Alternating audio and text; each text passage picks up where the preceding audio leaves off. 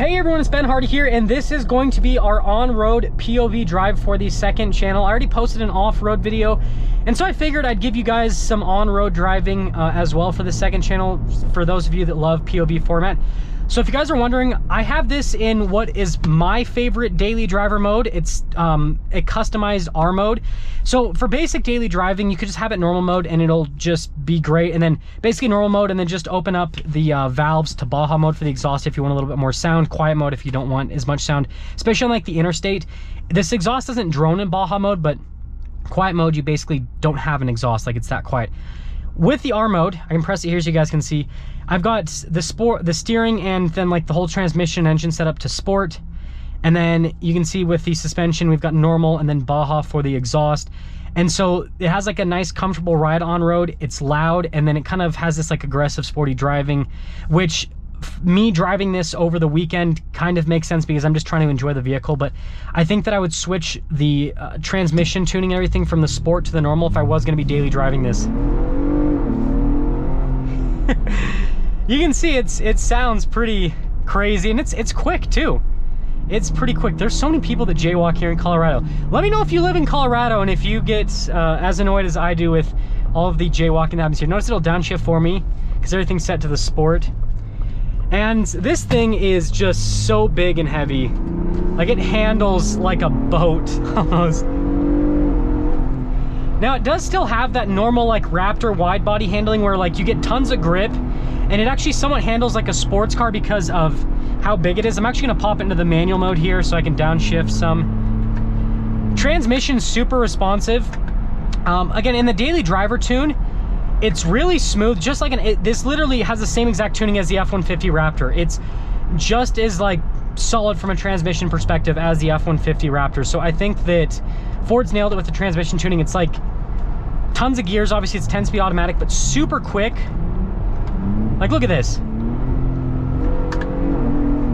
And it just bangs off the gears. And it makes it so that you actually want to use the paddles, unless you're like doing some like fuel economy type runs on the highway and everything, because it's a lot of paddle shifting to go through 10 different speeds. Now you guys probably notice here on the highway, just like the regular Bronco, there's more wind noise because it's a block of cheese. This has less wind noise than the Jeep Wrangler. I own a Jeep Wrangler Rubicon 392. I drove it out here, so I've been driving both of them back to back, and this has significantly less wind noise than the Jeep Wrangler. So this is actually more daily drivable than a Jeep Wrangler, but it's less daily drivable than the F-150 Raptor. This has more wind noise than the F-150 Raptor.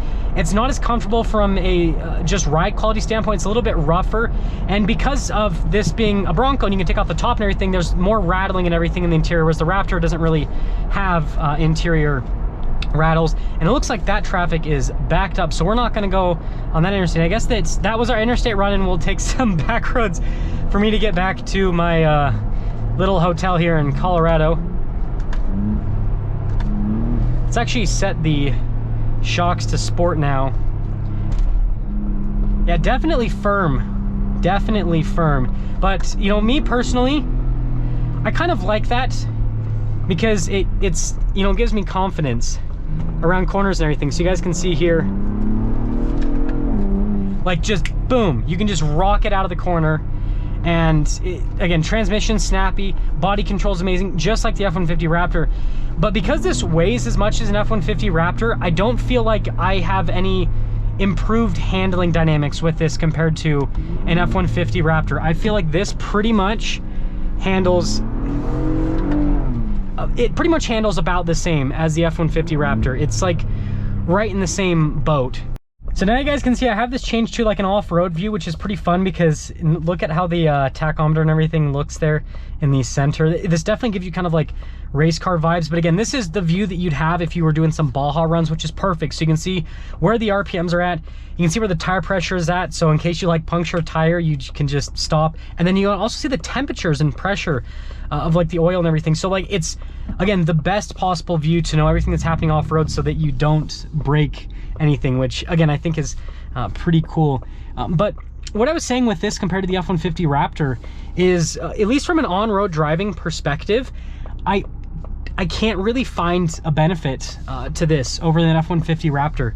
This is, you know, the seat comfort's the same, and you know, from a sound perspective, It sounds good, just like the F-150 Raptor, the trombone exhaust, but this is quieter than the F-150 Raptor.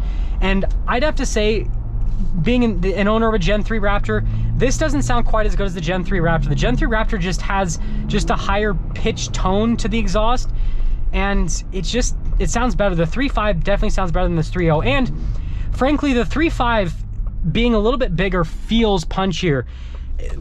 Car journalists say it so many times, there's no replacement for displacement, and I definitely agree with that with this 3.0 versus the 3.5. This just doesn't have the same punch that the F-150 Raptor has. Like, this is, I mean, for an off-roader with 37s, this is pretty dang good. But again, this isn't in a vacuum. This is alongside other Raptors, like the F-150 Raptor. So yeah, it definitely kind of tones down the experience here of the Bronco Raptor a little bit. And other stuff like fitting in parking spaces, kind of obnoxious. Again, this is more of like a truck than an SUV. That's kind of how I drive it. Like, it's decently quick, but that was a Grand Cherokee, probably with a V6, maybe a 5.7 Hemi. And it's not like they were, like, we beat them in terms of acceleration, but like, it's not like they were super far behind us. Like, hopefully that gives you an idea. Like, this is not a rocket ship by any means from an acceleration perspective.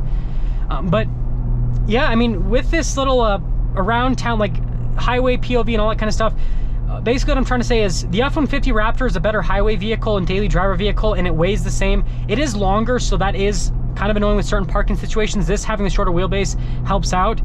But having the shorter wheelbase means this rides worse. It has the top you can take off, so it's louder. And so if you wanted more maneuverability, then a regular Bronco will give that to you with a vehicle that, frankly, I think looks a little bit better. But then if you want more comfortable daily drivability with a vehicle that weighs the same amount, you have the F-150 Raptor. So it's like Ford's created their own competition. And something that I find interesting is, I think that this ultimately, for me personally, is going to be my favorite Raptor because I off-road. Like, all of the things that I'm complaining about with this completely melt away when you take this thing off-road, because this thing is an absolute animal off-road.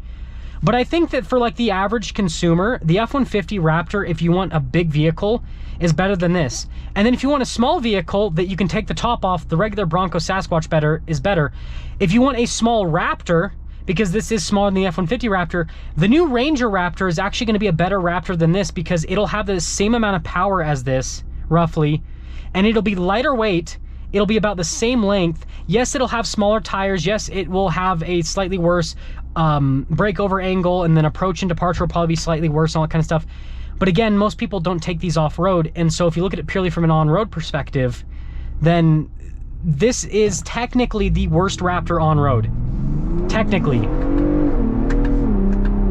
Because all the benefits of this has over the other Raptors is off-roading. Because this has amazing approach, departure, breakover angles. It has amazing ground clearance. The short wheelbase is fantastic. It has like everything like with this is great for off-roading. It's not good for on-road use. So what I have to say closing here with this little on-road driving POV is, Ford, thank you for making this. This is, in my opinion, probably the best off-roader that I have ever driven, because when I drove this off-road, it was just fantastic.